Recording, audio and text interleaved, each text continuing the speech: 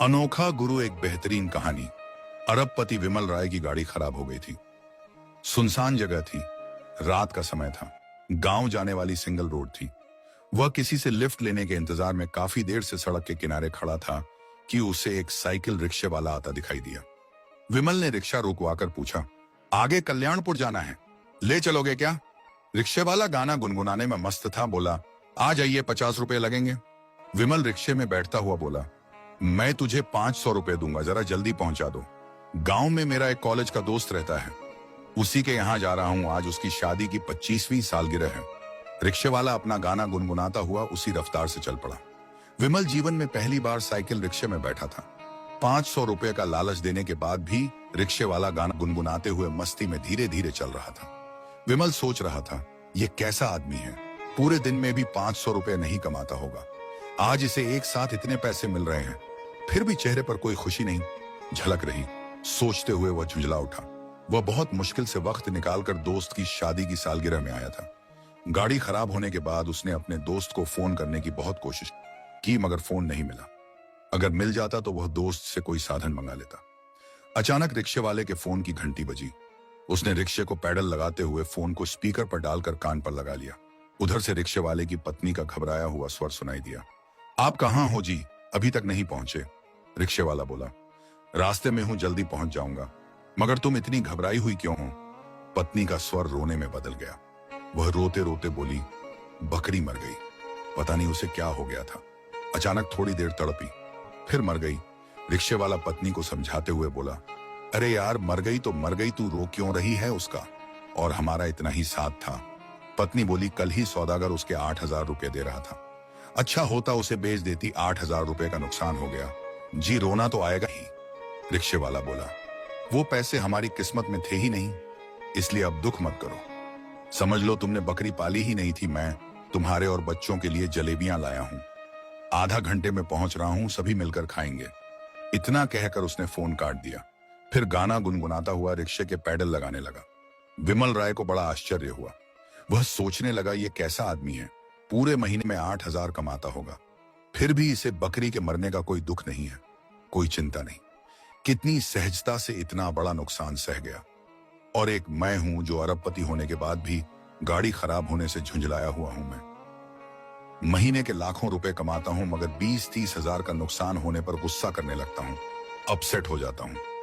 रिक्शे वाला अभी भी गुनगुनाता हुआ मस्ती के साथ रिक्शा चला रहा था।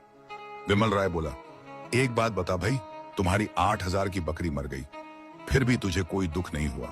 तुम्हारी एक महीने की कमाई जितना तुम्हें नुकसान हो गया, फिर भी तुम्हारे चेहरे पर इस नुकसान का कोई असर दिखाई नहीं देता। या तो तुम जबरदस्ती खुश दिखने का नाटक कर रहे हो, या फिर तुम कोई मूर्ख हो जिसे ये पता भी नहीं है कि 8,000 रुपए कितने होते हैं। रिक्शे वाला हंसते हुए बोला, एक बात बताइए साहब, क्या मेरे दुखी होने से बकरी फिर से जिंदा हो जाएगी? विमल राय बोला, नहीं। रिक्शे वाला बोला, जब दुखी होने से कोई फायदा नहीं हो रहा तो मैं दुखी क्यों हूं? जिस चीज से मेरा सुख चैन छिन जाए, मैं ऐसी सोच क्यों रखूं? विमल राय बोला, दुखी होना इंसान के वश में थोड़े है, दुख तो अपने आप दिल में उपजता है। रिक्शे वाला बोला, गलत बोल रहे हो साहब, दुख अपने आप दिल में नहीं उपजता, यह तो इंसान की सोच के अनुसार दिल में पैदा होता है।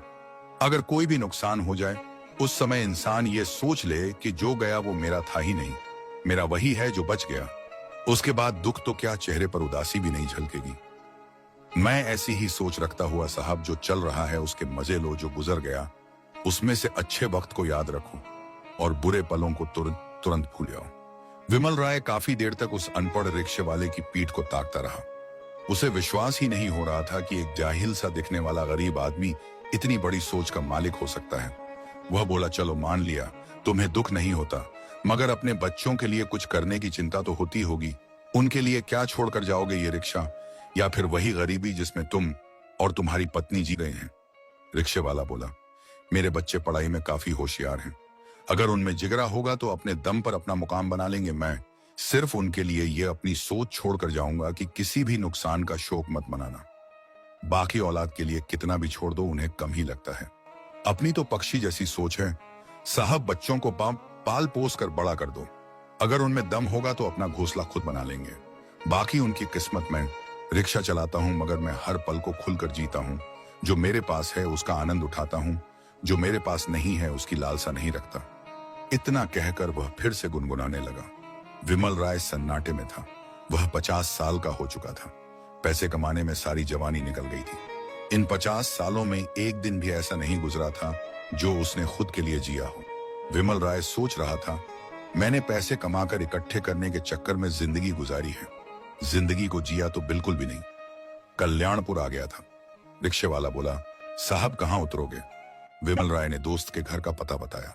फिर ज्यों ही उस पते पर पहुंचा, रिक्शे से नीचे उतरकर वापस मुड़ा और रिक्शे वाले के पैरों में झुक गया। रिक्शे वाला उछल पड़ा, बोला, ये क्या कर रहे हो साहब? मुझ गरीब के पैर क्यों पकड़ रहे हो? मैं बहुत छोटा आदमी हूं। विमल राय बोला, तुम छोटे आदमी नहीं हो भाई, मैं अरबपति होकर भी एक असफल आदमी हूं। पैसों का ढेर लगा लिया है मगर खुद के लिए 2 पल नहीं निकाल पाया, और तुमने हर पल को मजे से जिया है। तुम मेरे गुरु हो, आज से मैं भी हर पल को खुशी के साथ जीना शुरू करूंगा। फिर विमल राय ने अपनी जेब में हाथ डाला और 500 रुपए के नोटों की एक गड्डी निकालकर उसे देता हुआ बोला, ये एडवांस रखो और कल सुबह यहां आ जाना। मैं तुम्हें 1 लाख रुपए महीने की नौकरी दे रहा हूं। तुम्हें कुछ नहीं करना है, बस हमेशा मेरे साथ रहना है और मुझे जीना सिखाना है, क्योंकि मुझे सिर्फ कमाना आता है, बस जीना नहीं आता। रिक्शे वाला बोला, क्यों मजाक कर रहे हो साहब? मैं अनपढ़ जाहिल आदमी, आपको क्या सिखाऊंगा? विमल राय बोला, तुम अनपढ़ जाहिल नहीं हो, तुम तो मेरे गुरु हो। तुम्हारे पास वो विद्या है जो किसी के पास नहीं है। यहाँ हर आदमी 7 पीढ़ियों के लिए धन इकट्ठा करने में लगा है, मगर जीना किसी को नहीं आता। तुम्हारी विद्या बहुत कीमती है गुरुजी, तुम मुझे अपने सानिध्य में ले लो। मैं तुम्हें मुंबई में रहने के लिए घर दूंगा, तुम्हारे बच्चों की पढ़ाई के लिए सारा खर्च दूंगा, तुम्हारी हर बात मानूंगा, प्लीज मना मत करना। रिक्शे वाला भाव विभोर हो गया। उसने पैसे लेकर जेब में डाले और ईश्वर को धन्यवाद देता हुआ अपने घर को चल पड़ा। उसके जीवन जीने की शैली ही आज उसकी समृद्धि की वजह बन चुकी थी। लेखक विनायक वर्मा कहानी कैसी लगी कमेंट्स जरूर करना। कीमती वक्त देकर पढ़ने के लिए धन्यवाद।